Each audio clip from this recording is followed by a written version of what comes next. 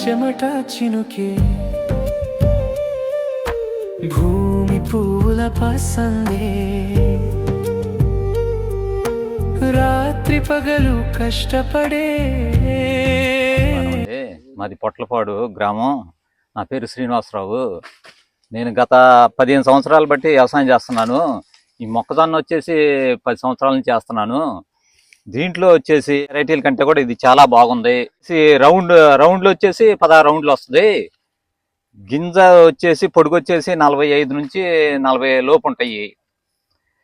దీని బెండు వచ్చేసి సన్నగా ఉంటది కాబట్టి గింజ బాగా సడింపు, దిగుబడి బాగా వస్తుంది. ఈ ముసికే వచ్చేసి పైన చివరి దాకా కూడా ఏళ్ళలాగా వస్తుంది కాబట్టి వర్షం పడినా కానీ మనకి గింజ లోపలికి వర్షం బొట్టు కూడా దిగదు. ఈ ముచ్చిక చివరి దాకా ఉంటది కాబట్టి పురుగు కూడా ఆశించదు అనమాట. రైతులు ఏ విధంగా వేసుకోవచ్చు శ్రీనివాసరావు గారు? ఇది వేసుకోవడం వల్ల ఏ విధంగా ఉపయోగాలు ఉంటాయి? ఈ వానలకు కానీ తెగుళ్ళకి కానీ ఇది వేసుకోవడం వల్ల అస్సలు పురుగు అనేది ఆశించదు. బెండు చివరి దాకా ఉంటది కాబట్టి పురుగు అనేది ఆశించదు. ఈ తుఫాన్లు వర్షాలకి గాళ్ళకి పడిపోవడం అనేది జరగదు. దిగుబడి వచ్చేసి 40 నుండి 45 దాకా వస్తుందండి. మార్కెట్ లో ఏ విధంగా ఉంది సార్? మార్కెట్ లో వచ్చేసి ఇది మిగతా వెరైటీల కాడికి రంగు కలర్ బాగుంటది కాబట్టి వ్యాపారస్తులు బాగా ముందెత్తున దీన్ని కొంటారు ఈ వెరైటీని.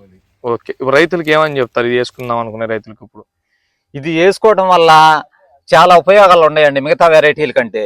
ఇది వచ్చేసి పైన చివరి దాకా వేనలాగా వస్తుంది కాబట్టి లోపలికి వర్షం బుట్ట అనేది దిగదు, ఆశించదు.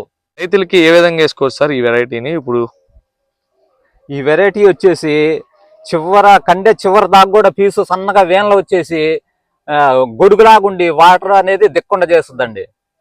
ఇది వచ్చి దానివల్ల పురుగు కూడా ఆశించడం అనేది జరగదు.